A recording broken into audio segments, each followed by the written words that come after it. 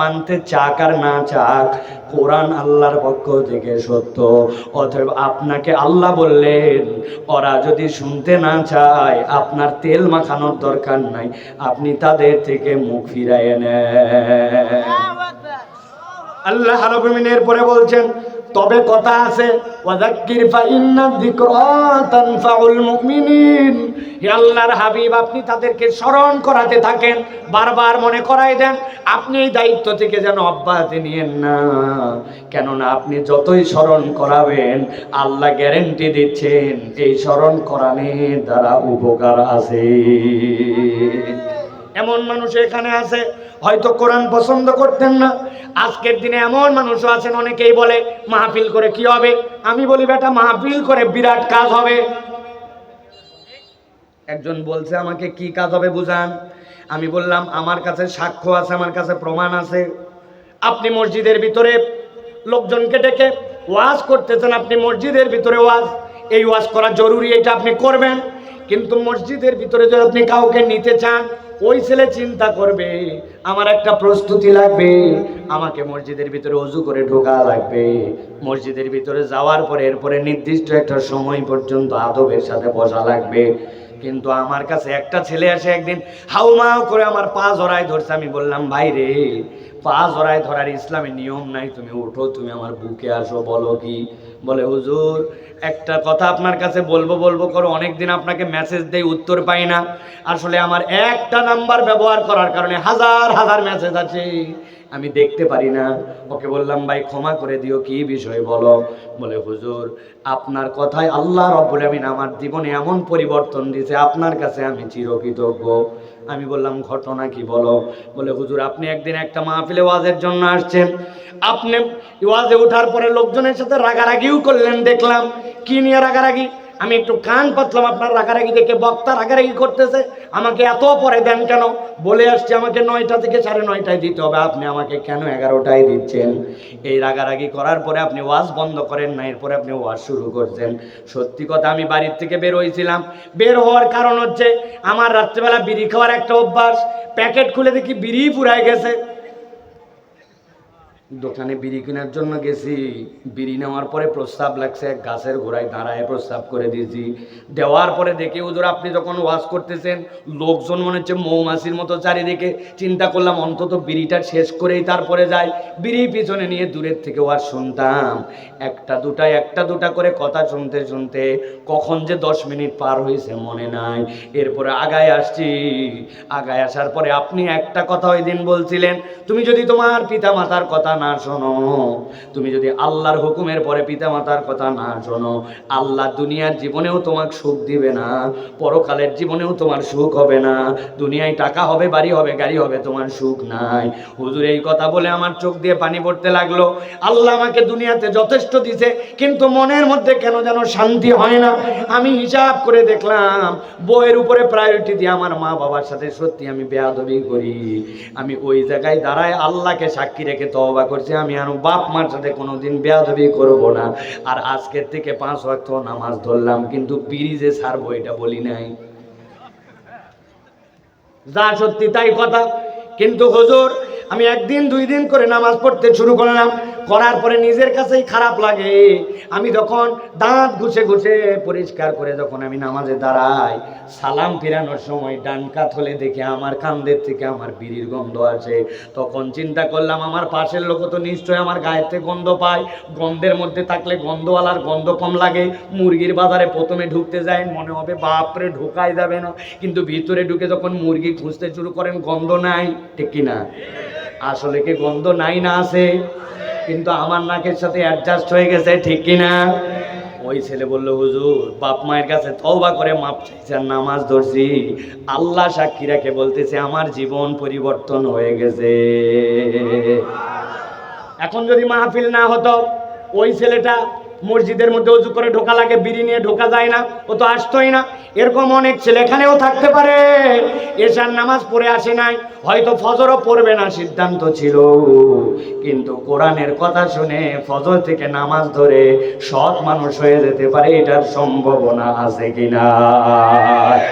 অতএব যারা বলে মাহফিল করে লাভ নাই, আল্লাহর কথা হচ্ছে ওয়াযাক্কির ফা ইন্না যিকরা তানফাউল মুমিনিন। আপনি স্মরণ করান, বান্দাকে স্মরণ করান, জানা কথায় আবার বলেন, নিশ্চয়ই এই জিকিরের দ্বারা বান্দার উপকার আছে। চিৎকার করে বলতে হবে এই কথা কার? রাস্তার আপনারা আমাদের সাথে না, তা আপনারা কথা বলেন না, এই কথা কার? জোরে বলেন কার? আমার আল্লাহ রাব্বুল আলামিন বলছেন, ওয়ামা খালাকতুল জিন্না ওয়াল ইনসা ইল্লা লিয়াবুদুন।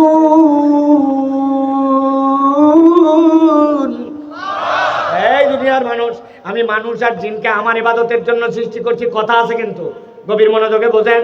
অনেকে ভাবে বাপরে বাপ আমি আল্লাহর ইবাদত করি, আমরা আসো আমরা আল্লাহর ইবাদত করি, তার মানে বোঝা যায় নেতার পিছে যখন অনেক লোক থাকে নেতার তখন ভাব বাড়ে, তাই না ভাই? পিছে 50 জন, ডানে 50 জন, নেতার মা মাটিতে আর পা থাকে না, ঠিক না ভাই? আবার পিছন থেকে স্লোগান দিচ্ছে, আমার ভাইয়ের চরিত্র ফুলের মতো পবিত্র, নামাজ পড়েনি বিগত 40 দিন, ফজরেরটা জামাতে এক ওয়াক্ত।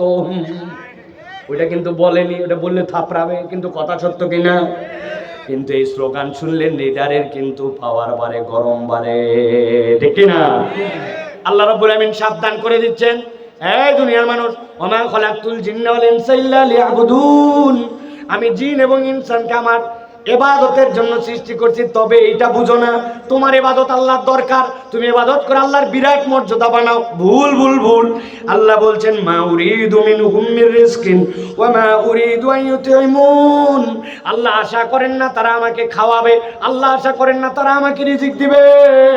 আল্লাহ বলছেন, আল্লাহ উল্টা বলেন, ইন্নাল্লাহা হুয়ার রাজ্জাকু যুল কুওয়াতিল মাতিন। এই দুনিয়ার মানুষ, রব তোরে খাওয়ায়, তোর ইবাদত করলে কিচ্ছু যায় আসে না, কিন্তু আল্লাহ আয়াত দ্বারা বুঝান, একটু ভালো করে এবার পিছন দিক থেকে মিলান, কথা শোনেন।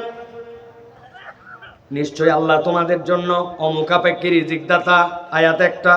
এরপরে আল্লাহ বলছেন, আল্লাহ তোমাদের কাছে খাবারও চান না, রিজিকও চান না, আয়াত 2টা। এরপরে আল্লাহ রাব্বুল আমিন বলছেন, আল্লাহ তোমাদেরকে সৃষ্টি করেছেন জিন এবং ইনসানকে তার ইবাদত করার জন্য। এরপরে আল্লাহ বলছেন, ওয়াযাক্কির ফা ইন্না যিকরা তানফাউল মুমিনিন। আপনি কোরআনের জিকির করেন, এই কোরআনের উপদেশ বান্দাদের কল্যাণ দিবে। একদল মুফাসসির বলছেন, বান্দা যদি তার রিজিকের প্রশস্ততা চায় তাহলে কোরআনের উপদেশ যেন গ্রহণ করে। সুবহানাল্লাহ বলেন। এই নওগাঁর ভাইয়েরা, আপনারা মনে করছেন রিজিক মানে কি? হুজুর আমার বাড়িতে ধান আছে, চাল আছে, খাওয়ার কোনো সমস্যা নাই, এটাই রিজিক, তাই তো? আল্লাহ আপনার খাওয়ার সমস্যা নাই, কিন্তু আল্লাহ আপনার এমন একটা বখাটে সন্তান দিছে যেটা হওয়ার পরে 2 মণ মিষ্টি খাওয়াইছিলেন এলাকায়, কিন্তু এখন ওই সন্তান দেখে বলেন, আল্লাহ ওইটা যদি না হইতো অথবা যদি মরে যাইতো অ্যাক্সিডেন্ট করে আমার ভালো হতো। এরকম অনেকগুলা বখাটে সন্তানের জ্বালাতনেও বাপ মা আছে কিনা? কথা বলেন, আছে কি নাই? তাহলে আপনার নেক সন্তান আপনার জন্য রিজিক, আপনি এটা বোঝেন নাই। আপনাকে আল্লাহ রাব্বুল আমিন চোখ দিয়েছেন দেখার জন্য, কান দিয়েছেন শোনার জন্য, এটাও আপনার রিজিক, ঠিক কি না? এই ব্রিজের উপরে জাম লাগছে, গাড়ির মধ্যে বসে আছি, এইবার না হঠাৎ করে দেখে একজন ফকির আছে, জানলার কাছের মধ্যে ঠক ঠক মারে। গাড়ির ভিতরে যে থাকে, বাহির থেকে আসতে ঠোকা লাগলেও ভিতরের শব্দটা অনেক জোরে হয়, বিরক্ত লাগে। ওই লোক কথাই শোনে না, খালি মারতেই আছে। আরে ভাই, টাকাটা বাড়ি করে দেওয়া লাগবে, একটু সময় দিবি তো। মেজাজ গরম হয়ে গেছে আমার, চিন্তা করছি গ্লাস নামায় 2টা কথা শোনাবো, ব্যাককল কথা কার, নওগাঁর লোক কি বোকা নাকি? এরকম একটা ঝাঁকি দিব মনে করছি, হাতে 10 টাকা আর জানলার গ্লাস নামাইছি। নামানোর সাথে সাথে দেখি ও আমার দিকে তাকায়, বলতেছে আহা আহা। তখন বুঝলাম ওই বেচারির কানেও শোনে না, মুখ আছে, কথা বলে না। অথচ আপনার আমার মতো ওই মুখ দাঁত দেখা যায়, কান দেখা যায়, জামা কাপড় পরে মানুষ থাকে, মানুষের মতোই দেখা যায়, কিন্তু একটা মানুষও থাকে মানুষ না বলে বলতেছে বোবা। কথা দেখি না? একটু মাথা খাটান, রব্বুল আমিন আপনার আমার জন্য জবানকে রিজিক দিলেন, আপনার আমার জন্য চোখকে রিজিক বানায় দিলেন। নওগাঁর মানুষ, আমার টাকা কম থাকতে পারে, চোখে চশমা থাকতে পারে, কানেও হয়তো একটু কম শুনতে পারি, চেহারাটাও ভিন্ন হতে পারে, কিন্তু কোনো বাপের বেটার শক্তি নাই আপনাকে আমাকে পাগল বলবে। ঠিক কি না? বলবে কেউ পাগল আপনাকে? খবর আছে তাহলে তার। কিন্তু আল্লাহ রাব্বুল আমিন আপনার আমার মতো চেহারাওয়ালা অজস্র মানুষ রাখছেন। পাবনা মেন্টালে গেলে দেখবেন ইংরেজি ফটফট করে ছাড়তেছে, কিন্তু মাথার ব্রেন ঠিক নাই। আছে কি নাই? অতএব আল্লাহ আপনাকে আমাকে যে এই সুষম একটা ব্রেন দিলেন, এইটাও আল্লাহর পক্ষ থেকে রিজিক।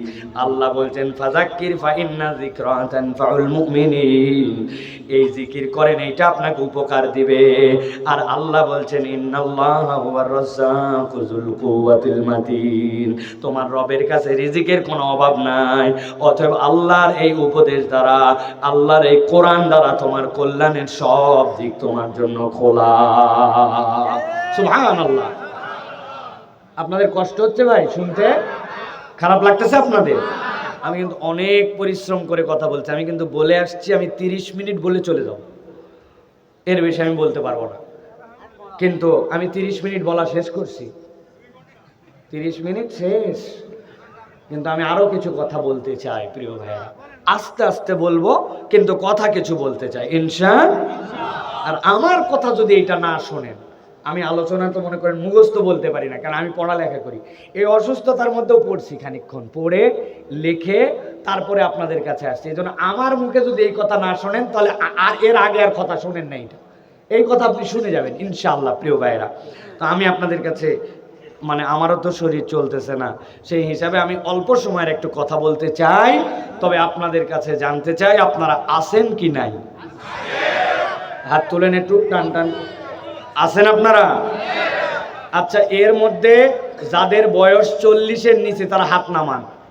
40-এর নিচে যারা, হাত নামায় ফেলেন, নামায় ফেলেন 40-এর নিচে। আর যারা মুরব্বী আছেন 40-এর উপর, তারা হাত সোজা করেন, হাত সোজা।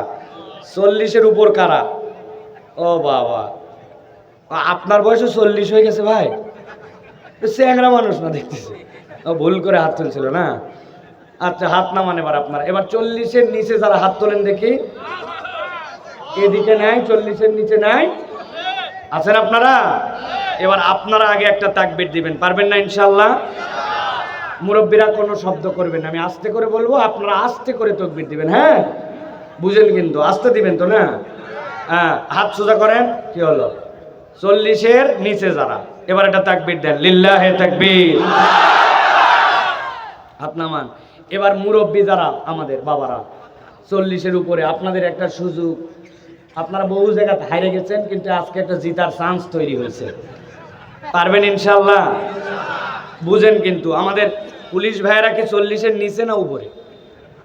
উপরেও আছে, নিচেও আছে। আলহামদুলিল্লাহ, কি সুন্দর চেহারা দেখছেন, মাশাআল্লাহ। আল্লাহ ওনাদেরকে এই বাংলাদেশটাকে নতুন করে গঠন করার তৌফিক দান করেন। থানাগুলাকে বাঙালিদের, আমাদের মুসলমানদের আশ্রয়স্থল হিসেবে কবুল করেন। মানুষ যেন বিপদে বলে সকলে চিন্তা করে কারো বাড়িতে যাব না, থানায় গেলে আমি নিরাপদ, এরকম থানা বানানোর তৌফিক দান করেন। ওনাদের বাচ্চা কাচ্চা পরিবারে আল্লাহ অজস্র বরকত দান করেন। রাত বিরাত দৌড়াদৌড়ি করে, চলাচল করে, অ্যাক্সিডেন্ট, অপমৃত্যু, এগুলা থেকে আল্লাহ যেন হেফাজত করেন, বলেন আল্লাহুম্মা আমিন। সব পুলিশ খারাপ না, বহু পুলিশ চিনি আমি, তাহাজ্জুদে কোন দোয়া পড়া লাগবে শেখার জন্য আসে। যে এই বেটা 5 ওয়াক্ত নামাজ পড়ে না, ওই বেটা তাহাজ্জুদ পড়ে, তার কি জন্য আসছে আমার কাছে? এরকম বহু পুলিশের সাথে পরিচয় আছে আমাদের, আলহামদুলিল্লাহ। প্রিয় ভাইয়েরা, এবার তাহলে 40-এর উপর রেডি? রেডি? তাকবীর দিতে পারবেন একটা? দেখে একটা তাকবীর দেন 40-এর উপরে যারা, লিল্লাহি তাকবীর। যুবকরা দেখছেন, আপনারা মনে করছিলেন মুরব্বীদের কোনো জোর জার কিচ্ছু নাই, কিন্তু কেইসা তাকবীর দিছে, চিন্তা করছেন আপনারা? এখন আমরা সকলে মিলে একটা দিতে পারবো ইনশাআল্লাহ? সকলে মিলে পারবো ইনশাআল্লাহ? যারা দিতে পারবেন সকলে মিলে, তারা যে অবস্থায় বসে আছেন ওই অবস্থায় পাটা চেঞ্জ করেন, পা পরিবর্তন করেন। ডানের উপর থাকলে পা, বামের উপরে পা, ডান চেঞ্জ করতে হবে, নড়তে হবে আপনাকে, না নড়ে কোনো তাকবীর হবে না। এই আপনারা একটু উঠে বসেন, উঠে আবার বসেন, চেয়ারে যারা আছে উঠে বসেন। বসছেন সকলে? মুরব্বীরা নড়াচড়া দিছেন? হ্যাঁ, বসেন। এবার রেডি সবাই? এবার একসাথে একটা তাকবীর দিব, লিল্লাহি তাকবীর, আল কোরআনের আলো, আল হাদিসের আলো, তোমার নেতা আমার নেতা, তোমার নেতা আমার নেতা, আলেম ওলামা যেখানে, লিল্লাহি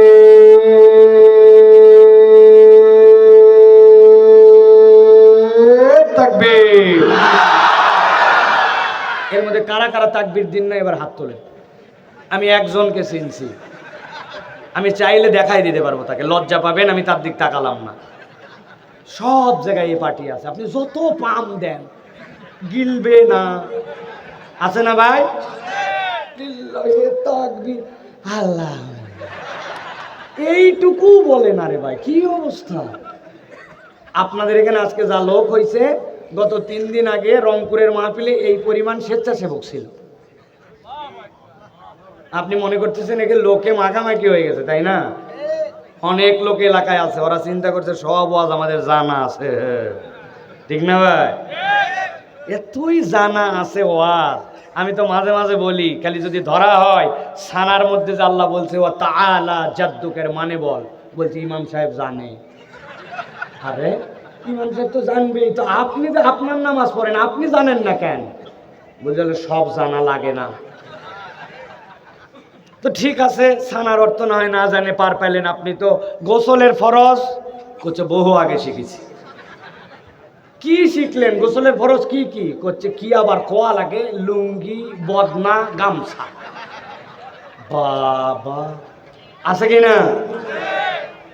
যারা আবার জোরে আছে বললেন, আপনারা খুশি হয়েন না। আপনাকে যদি আবার বলা হয় নামাজের ভিতরে কয় ফরজ, বাইরে কয় ফরজ, চাচা বলবে তোর বাপের বিয়া ছিনু রে, এত বড় বেয়াদব ক্যাঙ্কা করে তুই হলু। আছে না ভাই? উনার কিছু শিখানোই যাবে না, উনি বাপের বিয়ের উদাহরণ দেয়। বল, আমি মাঝে মাঝে বলি, এই ভাই একটা ওয়ার্ল্ড একাদশ গঠন করতে হবে, সারা পৃথিবীর বেস্ট 11টা প্লেয়ার নিয়ে এরপরে আপনাকে একটা টিম বানান লাগবে। পারবেন? বলছে পারবো না, মানে মেসি বাদ দেওয়া যাবে না, যতই বয়স হোক। আছে না ভাই? উনি দুনিয়ার প্লেয়ারের নাম জানে, বাপ রে বাপ। কিন্তু উনাকে যদি বলা হয় বাবা নামাজের ভিতরে কয় ফরজ, বাইরে কয় ফরজ, নামাজ তো বহুদিন পড়লেন, বলতে পারে না। আশারায়ে মুবাশশারা 10 জন সাহাবীর নাম বলতে পারে না। আছে না ভাই? এটা বলতেছি এই জন্য, কাউকে ছোট করার জন্য না, অথবা এরকম ভাবারও কারো কারণ নাই যে আমি সব বিদ্যা একেবারে হুজুর সব জানি আসছে। আমারও ল্যাকিংস আছে, আমাদেরও ল্যাকিংস আছে, কিন্তু এই দিনই মাহফিলে আসা উচিত অন্তত কিছু ল্যাকিংস আমাদের দূর করার জন্য, ঠিক কি না? বাবা শোনো, এই যে তুমি সামনে যায় বসো, তাকবীর দেওয়া লাগবে জোরে জোরে। এখানে বসবে, বসো, চুপ করে বসে থাকো। হ্যাঁ, 100 টাকা নেবে, এই ফুল নাও, এই ফুল নাও, আর 100 টাকা দিব। 100 টাকা দিয়ে যায় বাদাম খাবে, কিন্তু কোনো ডিস্টার্ব করবে না, একবারে পিটন লাগাবো। মুসলমানের এক কথা ব্যাককল, এত কথা বল। ধরো, চলে যাও, ডান হাতে, ওই হাতে। হ্যাঁ, না, আগে আগে খাই আসো, যাও। আচ্ছা বসো, ঠিক আছে বসো। আলহামদুলিল্লাহ বলেন। এই জায়গায় আমিও বসতে পারতাম,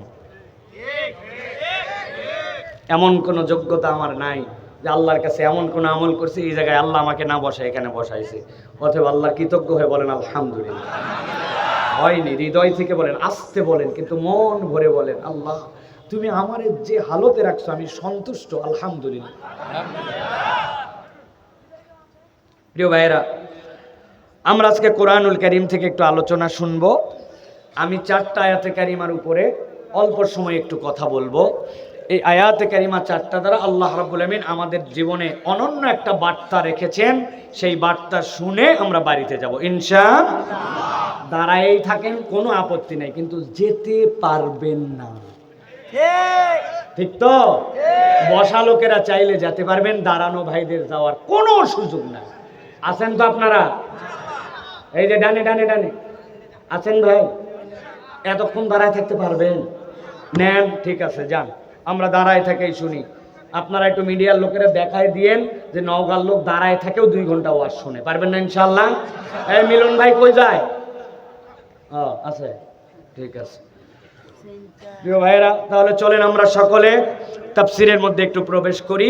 বিতাড়িত শয়তান থেকে আশ্রয় প্রার্থনা করে সমস্বরে দাঁড়িয়ে থাকি, বসে থাকি, দূরে থাকি, কাছে থাকি, আমরা সকলে একসাথে পড়ি আউযু বিল্লাহি মিনাশ শাইতানির রাজিম বিসমিল্লাহির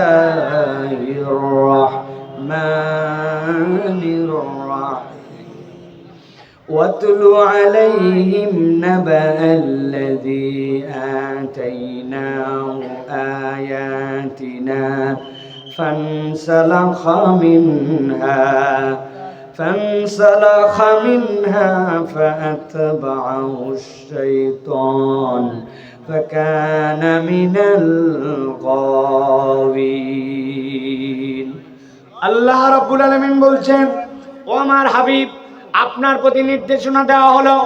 আল্লাহ রাব্বুল আলামিন দায়িত্ব দিলেন, ও আমার হাবিব, আপনি তেলাওয়াত করেন, আপনার উম্মতের কাছে তেলাওয়াত করে করে একটা বার্তা পৌঁছায় দেন।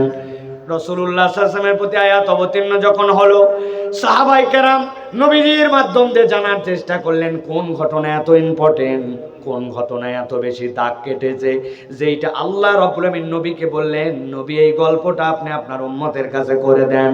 কোরআনের মধ্যে আল্লাহ বলতেছেন আপনি এটা আবার তেলাওয়াত করে তাদেরকে জানান। আর যেইটা কোরআনে একবার তেলাওয়াত হয়ে গেছে, এইটা কিয়ামত পর্যন্ত মানুষের জন্য আল্লাহর পক্ষ থেকে বিধিবিধান হিসেবে গুরুত্বপূর্ণ বার্তা হিসেবে কোরআনে রয়ে গেছে। হযরত আব্দুল্লাহ ইবনে মাসউদ বলছেন, আল্লাহ রাব্বুল আলামিন মূলত এইখানে যেই ব্যক্তির কথা বলেছেন তিনি ছিলেন বালআম ইবনে আদি। তিনি কখনো নবীজির যুগের মানুষ ছিলেন না, তিনি ছিলেন হযরতে মূসা আলাইহিস সালামের যুগের মানুষ। হযরতে আব্দুল্লাহ ইবনে আমর বলতেছেন না, আল্লাহ রাব্বুল আলামিন মূলত উমাইয়া ইবনে আবি সালতের কথা বলেছেন। আর হযরতে আব্দুল্লাহ ইবনে আব্বাস বলছেন বালাম ইবনে আবারের কথাই বলা হোক, আর উমাইয়া ইবনে আবি সালতের কথা বলা হোক, কিন্তু এই বার্তাটা কিয়ামত পর্যন্ত যত মানুষ আসবে এর হুকুমের মধ্যে যারা পড়ে যাবে আল্লাহ সকল মানুষকে মেনশন করেছেন। আল্লাহ রাব্বুল আলামিন কি বলছেন, চলেন সামনে আগাই। আল্লাহ বলছেন, হে নবী আপনি তেলাওয়াত করেন তাদের কাছে নাবা আল্লাযী, ওই গল্পটা, ওই ঘটনাটা, আতাইনাহু আয়াতিনা, আমি আমার এক বান্দার কাছে আল্লাহর পক্ষ থেকে, আমার পক্ষ থেকে আয়াত দিয়েছিলাম, আমার পক্ষ থেকে তার প্রতি বিশেষ অনুগ্রহ দিয়েছিলাম। হযরতে আব্দুল্লাহ ইবনে মাসউদ বলছেন, বালাম ইবনে আবারকে আল্লাহ কি নিয়ামত দিয়েছিল জানো নাকি? মূসা আলাইহিস সালামের কওমের এই ব্যক্তি এমন লোক, যেই লোক আল্লাহর কাছে কেবল হাত তুলে দোয়া করতে দেরি, এক সেকেন্ড দেরি হতো না, তার দোয়ার সাথে সাথে কবুল হতো। সুবহানাল্লাহ। এমন ব্যক্তি আল্লাহর কাছে যে সাবজেক্টে দোয়া করছে সেই সাবজেক্টে দোয়া কবুল হয়ে গেছে। বালাম ইবনে আবারের কাছে লোকজন আসলো, লোকজন আসার পরে বলল, বালাম তুমি তো জানো কিছুদিন আগে মূসা নামে একজন লোক আসছে এই জায়গাতে, আসার পরে সে নিজেকে পয়গম্বর দাবি করেছে, পয়গম্বর দাবি করে এখন কিন্তু সে এই জায়গাতে তার বহুত অনুসারী বানাচ্ছে, তোমার কাছে আমরা আসছি, ওই মূসার বিপক্ষে তুমি একটু দোয়া করবা, মূসা যেন ধ্বংস হয়ে যায় আর তার যারা সঙ্গী সাঙ্গ আছে তারাও যেন ধ্বংস হয়ে যায়। আমাদের সমাজের মধ্যে ফেরাউনের বিপক্ষে কি একটা ফিতনা তৈরি করতেছে, অথবা এই ফিতনাটা যেন নির্মূল হয়ে যায়। বালাম বললেন, না না, এই দোয়া করা যাবে না, কেননা আমি জানি এই লোকের যে সকল নিদর্শন, এইগুলা নিদর্শন স্বাভাবিক নিদর্শন নয়, হয়তোবা তিনি আল্লাহর পয়গম্বরী, আমি অতএব তার বিপক্ষে কোনো দোয়া করতে পারবো না। লোকজন এবার দ্বিতীয় কৌশল নিল, দ্বিতীয় বুদ্ধি কি করলো, দ্বিতীয় বুদ্ধি করে তাকে বলতে শুরু করলো, আরে বেকুব, তুমি কি মনে করছো আমাদের ভালোর জন্য আমরা তোমাকে বলতেছি এই কথা? না না না, আজকে তোমার কাছে আমরা আসতেছি, বিপদে পড়লে হাদিয়া দিচ্ছি, তোমার দোয়া নিচ্ছি, কিন্তু একই বনের মধ্যে যদি দুই বাঘ হয়, মূসাও যদি এখানে হিট করে যায়, তোমার কাছে কে আসবে ব্যাককল? তোমার ভালোর জন্য আমরা আসছি। বালাম এই কথা শুনে প্রলুব্ধ হয়ে গেল। এরপরে আল্লাহ বলছেন, সে আল্লাহর কাছে ফরিয়াদ করলো, রব মূসাকে তুমি তার সঙ্গী সাথী সহ ধ্বংস করে দাও। যেই নাই দোয়া করছি, রব্বুল আলামিন এক সেকেন্ড দেরি করেন নাই, আল্লাহ তার প্রতি ইলহাম করে জানাই দিয়েছেন, আজকের থেকে তুমি যা যা দোয়া করবে আর কোনো দোয়া তোমার কবুল হবে না, তুমি আল্লাহর নেককার বান্দাদের থেকে বদকার বান্দাদের তালিকাভুক্ত হয়ে গেছো। ভালো করে খেয়াল করেন, আল্লাহ রাব্বুল আলামিন বলছেন আল্লাযী আতাইনাহু আয়াতিনা ফানসালাকা মিনহা, তার কাছে আমার নিদর্শন দিলাম কিন্তু ফানসালাকা মিনহা, সেখান থেকে নিজেকে সরায় নিল, ঘুরায় নিল, নিজের মুখ ফিরায় নিল। সাথে সাথে আল্লাহ বলছেন তার 2 নম্বর দোষ কি ছিল জানো? ফাতবাহু শাইতান ফাকানা মিনাল গাওয়িন।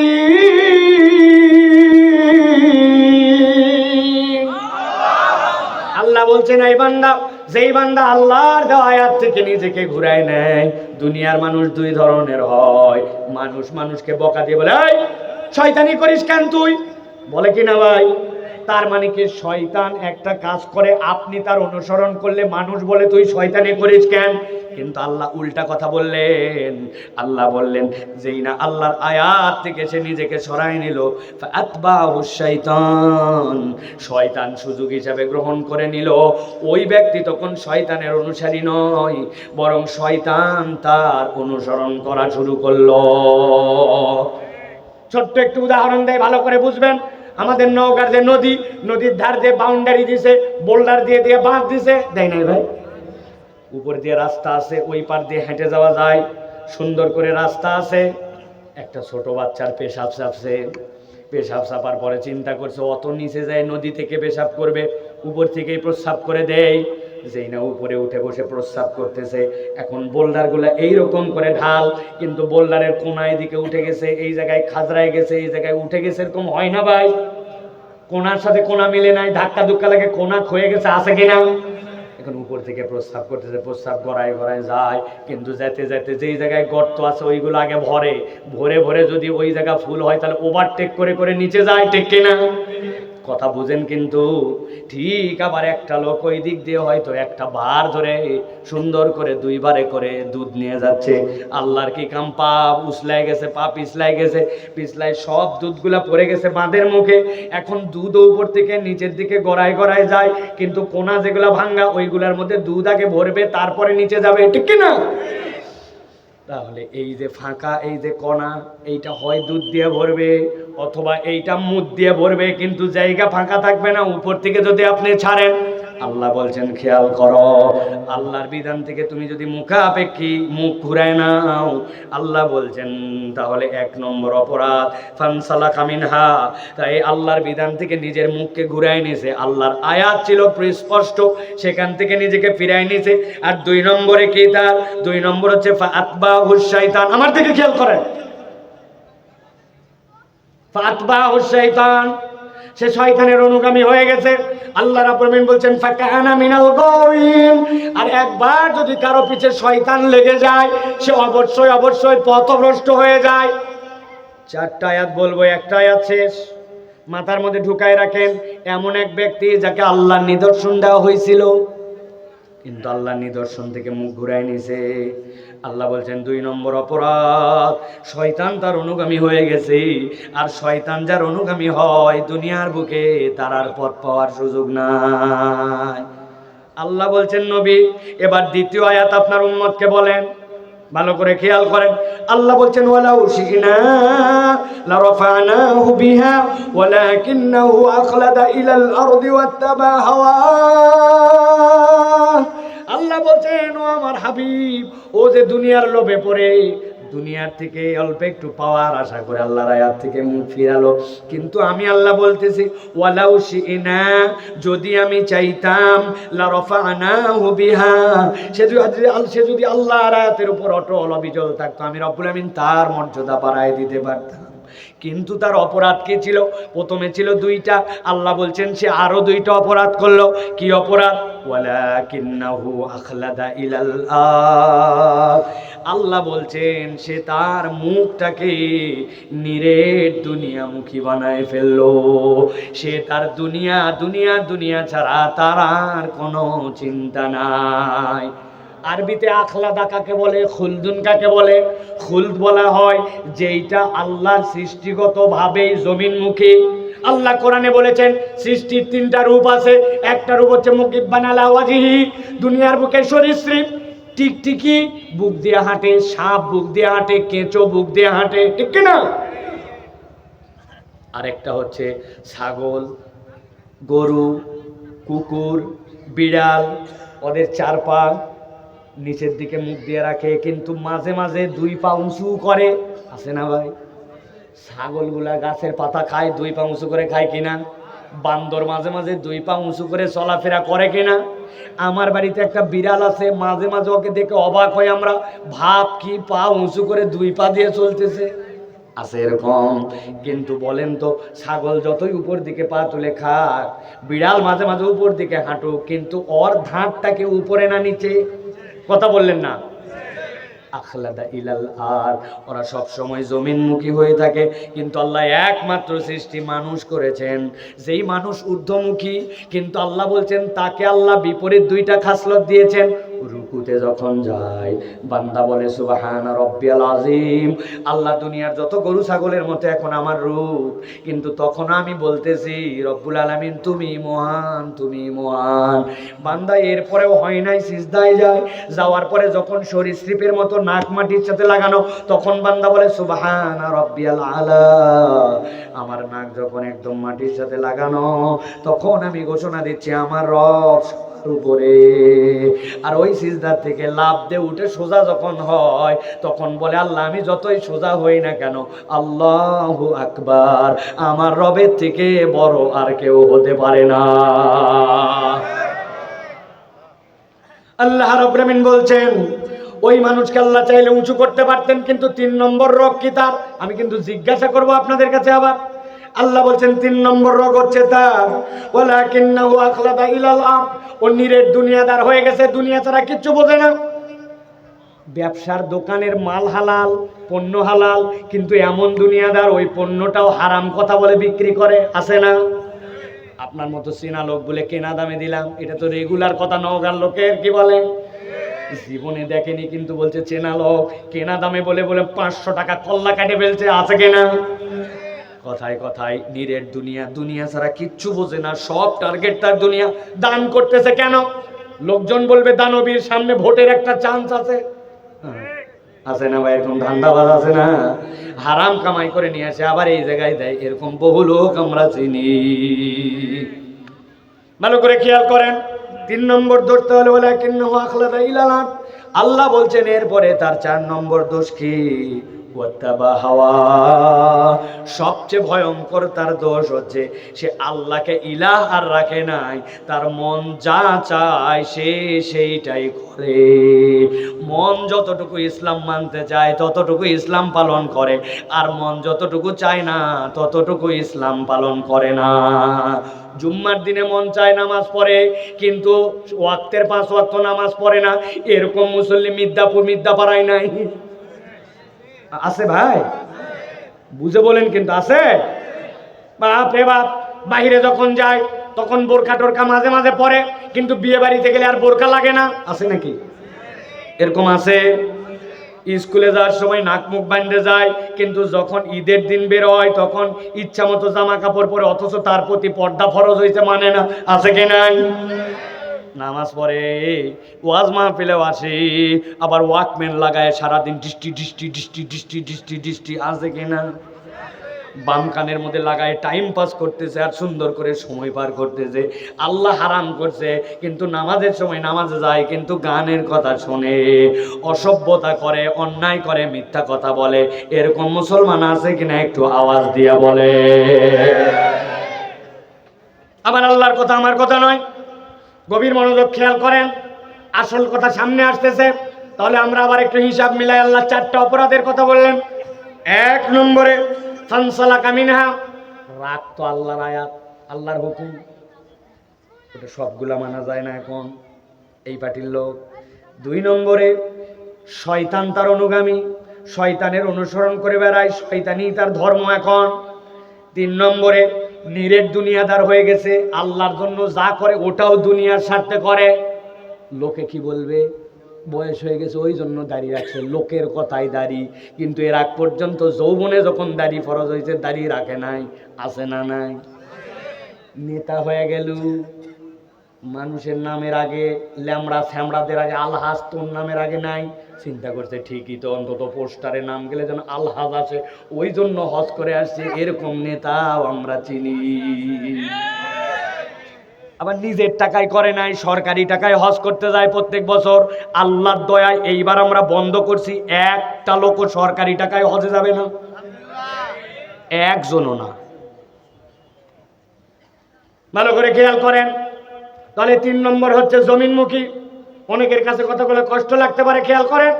4 নম্বর মন পছন্দ জিন্দেগি, আমার যতটুকু পছন্দ হয় ততটুকু ইসলাম মানি।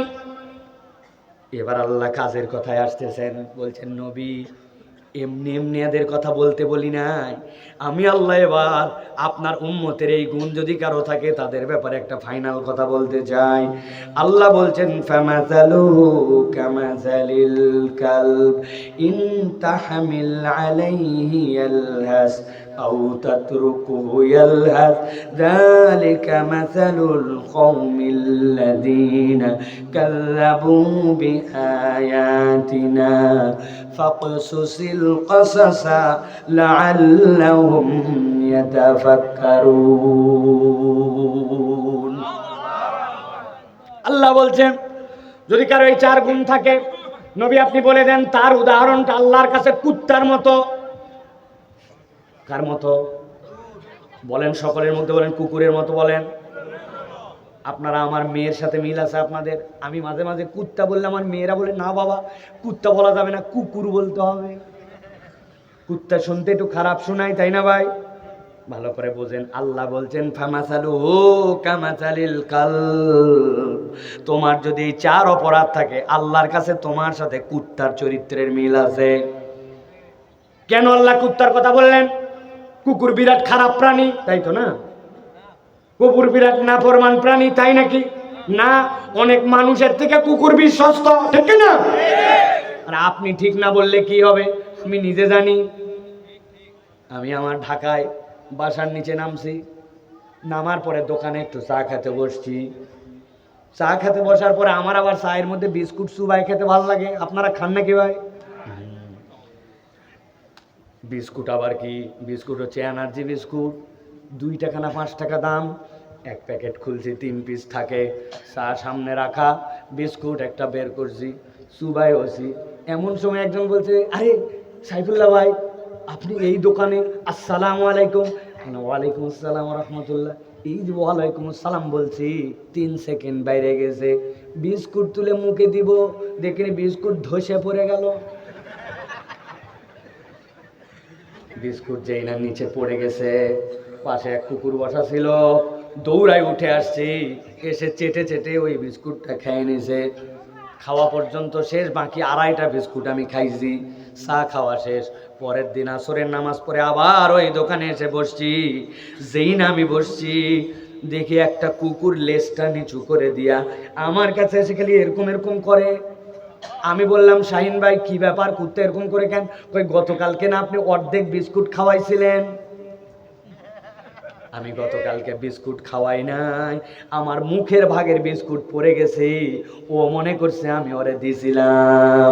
ও ওই বিস্কুটটার কৃতজ্ঞতায় পরের দিন লেজ নামায়া মাথা দিয়া দিয়া কৃতজ্ঞতা জানাই।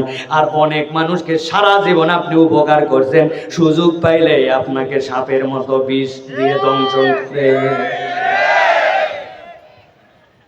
আল্লাহ রাব্বুল আলামিন তাহলে কেন বললেন ফামাসালুহু কামাসালিল কালব? এই লোকগুলার উদাহরণ হচ্ছে কুকুরের মতো। আল্লাহ বলছেন আমি আল্লাহ জানালাম ইন তাহমিল আলাইহি ইয়ালহাস আও তাতরুকু ইয়ালহাস যালিকা মাসালুল কওমিল্লাযীনা কাযযাবু বিআয়াতিনা।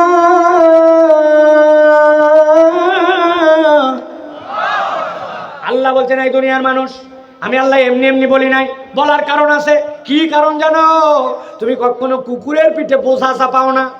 চাপাই কেউ? আমরা কুকুরকে আমরা গরুর মতো বোঝা দিয়ে গাড়িটা নাই না। আল্লাহ বলছেন কুকুরকে যদি তুমি দাবরানি দাও তাহলে তো সে হাঁপাবে। আবার কুকুরকে যদি তুমি দাবরানি না দাও, কুকুর স্বভাব চরিত্রগত ভাবে অস্থির, ঠিক না? অনেক বড় তাফসির আছে, কুকুর কেন হাঁপায় এটা নিয়ে মুফাসসিরদের ব্যাখ্যা আছে। আধুনিক বিজ্ঞান একটা কথা বলেছে, সেটা হচ্ছে যেই সকল প্রাণী নাক দিয়ে নিঃশ্বাস নিয়ে তার অক্সিজেন ফুলফিল হয় না, মুখ দিয়েও নিঃশ্বাস নিতে হয়, তারা হাঁপায় বেশি। কেননা কুকুরের নাকের মধ্যে আল্লাহ এমন ধরনের কতকগুলা লালা দিয়েছেন যেটাতে সুগন্ধ শুঁকতে পারে, সে ওই লালা বেশি থাকার কারণে কুকুর নাক দিয়ে প্রপার নিঃশ্বাস নিতে পারে না, মুখ দিয়ে অক্সিজেন নিতে হয়। যারা মুখ দিয়ে অক্সিজেন নিয়ে তারা অস্থির হয়, এই জন্য কুকুর অস্থির। আপনি খেয়াল করলে দেখবেন কুকুরকে কোনো দাবরানি দেন নাই, মোড়ের মধ্যে চুপ করে কুকুর শুয়ে আছে, রাত্রেবেলা 1টা 2টা বাজে, কিন্তু কুকুরের দিকে তাকালে দেখবেন মাঝে মাঝে লেজ নড়ে, খান নড়ে, আছে না ভাই? আমার রব্বুল আমিন কি বললেন তাহলে? আল্লাহ বলছেন কুকুরকে যদি দাবরানি দাও তাও অস্থির, না দাবরানি দিলেও অস্থির। আমি আল্লাহ বললাম, ও মানুষ, তোমার জীবনে যদি 4টা চরিত্র থাকে, 1 নম্বরে আল্লাহর আয়াত জানার পরেও তুমি যদি অস্বীকার করো, মানতে না চাও, পণ্ডিতি খাটাও, 2 নম্বর শয়তান যদি তোমার অনুগামী হয়, 3 নম্বর নিরেট দুনিয়াদার হয়ে যাও, দুনিয়া ছাড়া কিচ্ছু বোঝো না। দোকানটা বন্ধ করে নামাজে চলেন, কই কেবল ব্যবসা জমছে, ঈদের সময় রাগ, পরে নামাজ পড়া যাবে, আছে না? দাড়িওয়ালা পাঞ্জাবি টুপি পরে বিসমিল্লাহ বলে ঢুকছে, ওই লোক নামাজ পড়ে না, আছে কিনা? ওর কাছে ব্যবসায়ী তখন একদম টপে চলে গেছে ব্যবসা। আল্লাহ বলছেন ও যদি নিরেট দুনিয়াদার হয়, আর 4 নম্বর মন পছন্দ জিন্দেগি গঠন করে। আল্লাহ কি বলছে, রাসূল কি বলছে, থোড়াই কে আর আমার যতটুকু লাগে ততটুকু মানি আমি। আল্লাহ বলছেন টেনশন করো না, তোমার জীবনটা কুকুরের মতো অস্থির বানায় দেওয়া হবে। তুমি দুনিয়াতেও টাকা পয়সা, বাড়ি গাড়ি, সম্পদ, ইজ্জত দেখবে যে এইগুলা আছে, কিন্তু এইগুলা একটাও তোমাকে সুখ দিবে না, আর পরকালের জিন্দেগিটাও তোমার জন্য লাঞ্ছনার হবে। চিৎকার করে বলেন, এই ঘোষণাটা দিয়েছেন কে? সবাই বলেন নাই, বলেন কে? আল্লাহ রাব্বুল আলামিন আবার বলছেন, ফাকসুসিল কাসাসা, হে নবী আপনি গল্প বলেন। কাদের জন্য? লাআল্লাহুম ইয়াতাফাক্কারুন, আশা করা যায় তারা একটু চিন্তা করে দেখবে। ও মিথ্যাপাড়ার ভাই, ও আমার নওগাঁর ভাই, আমার কলিজার টুকরা, আমার মুসলমান, একটু চিন্তা করে আয়াতে কারিমার সাথে যদি আমাদের জীবন মিলাই, আপনাদের জীবনের অবস্থা কি জানি না, আমাদের নিজের জীবন নিয়ে মাঝে মাঝে টেনশন হয়।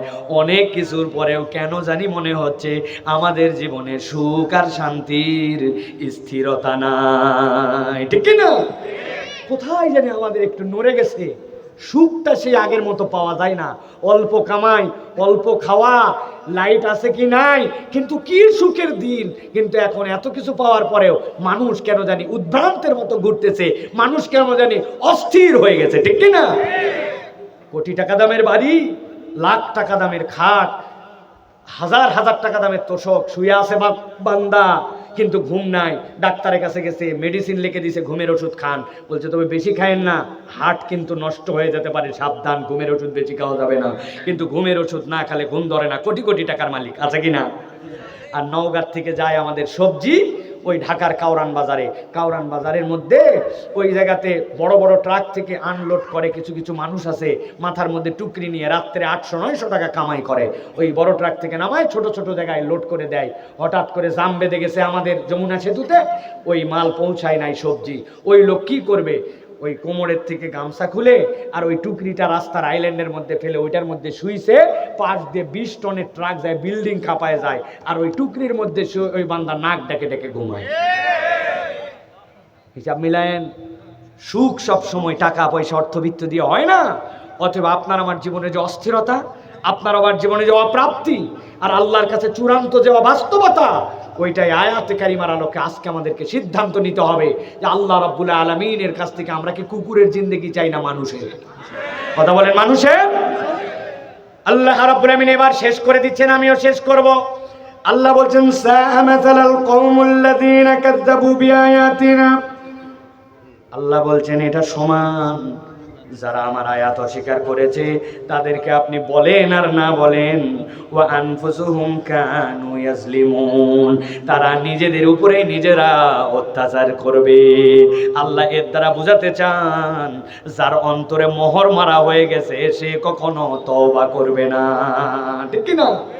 হাজার হাজার মানুষ মেরে ফেললো, হাজার হাজার মানুষ চোখ হারায় ফেললো, এখনো লাখ লাখ মানুষ বিছানায় বসে বসে কাতরায়, হাজার হাজার বাপ মা কান্নাকাটি করে, এত বড় অপরাধ করার পরেও এখনো অনুশোচনা নাই, উল্টা করে খালি বলে মাঝে মাঝে চট করে নাকি ঢুকে পড়বে, ঠিক না? আরে ব্যাক আগে তওবা কর, আগে তওবা কর, আগে ক্ষমা চা। না, উনি খালি চট করে বলে ঢুকবে, আর পাবলিকের উস্কাচ্ছে, ওটো ওটো, বাইরে বসে আছে, মায়ের একটা ওর ঘাড়ে পড়বে না, সব পাশা তেলতেলা হয়ে যাবে এদের, ঠিক কিনা? আর বোকার পিছে ঘুরেন না, আর কোন পাগল ছাগলের পিছে ঘুরেন না, ইসলামের আলোতে আসেন, কোরআনের ছায়া তলে আসেন, কোরআন আপনার জীবন পরিবর্তন করে দিবে, ঠিক কিনা? কোনদিন আপনার লিডার বলে নাই এই আয়াতে কারিমাতে যা আল্লাহ বলে দিয়েছেন, আল্লাহ আপনাকে জাহান্নামে নেওয়ার জন্য সৃষ্টি করেন নাই, জান্নাতে নেওয়ার জন্য সৃষ্টি করছেন। তাহলে সিদ্ধান্ত আমরা নিব কি? দুইটা জিনিস আপনাদের কাছে আজকে বুঝিয়েছি। একটা বুঝিয়েছি, আল্লাহর কৃতজ্ঞ বান্দা না হলে নিয়ামত পাওয়া যাবে না, বুঝছেন তো? এটা প্রথম পার্ট, বুঝছেন তো? দ্বিতীয় জায়গায় বলছি, ভাই পণ্ডিতি করে আল্লাহর আয়াত থেকে দূরে সরে থাকা যাবে না। আল্লাহর যে জীবন বিধান ওটা আপনাকে মেনে নিতে হবে, আল্লাহর দেওয়া সংবিধান আপনাকে স্বীকার করতে হবে, আল্লাহর দেওয়া আইনের পক্ষে আপনাকে থাকতে হবে। আপনি যেই হন না কেন, আল্লাহর দেওয়া আইনের পক্ষে আপনি না থাকলে আল্লাহর আয়াতের পূর্ণ আপনি এতাতকারী হতে পারবেন না। দুই নম্বর যেটা বলেছি, যে আপনাকে শয়তানের অনুগামী হওয়া যাবে না, শয়তানি কোনো কাজ করা যাবে না। বিড়ি খাওয়া, বাজে কথা বলা, মেয়েদেরকে ইফটিজিং করা, এলোমেলো চলাফেরা করা, বিরাট একটা ভং ভাং চুলের কাট, শার্ট প্যান্ট শার্ট দেখলেই মানুষ বলে এটা বেয়াদব, বলে না? ওর চলাফেরা দেখলেই বলে এই ছেলেটার আদব নাই। আহা, মানুষ আপনারে বেয়াদব বলে, কি লাভ ভাই? এই জিন্দেগি বেয়াদব বলা মানে আপনি একটা বদদোয়া পাচ্ছেন। আর আপনার সালাম, আপনার নম্রতা, আপনার চলা দেখে বলে আরে ছেলেটা যেমনই হোক রে, বাপ যেমনই হোক, কি কি ভালো একটা ছেলে, এটা আপনার জন্য চিরস্থায়ী দোয়া, ঠিক না? অতএব প্রিয় ভাইরা, শয়তানি এই বান্দরামি এই কাজ করা যাবে না। এলাকায় কমিটি করতে হবে। ওই আপনি বলবেন খালি পুলিশ ভাইরা দেখবে, ওটা হবে না। এলাকায় অপরাধ প্রতিরোধ যুবকদের উদ্যোগে কমিটি বানাতে হবে।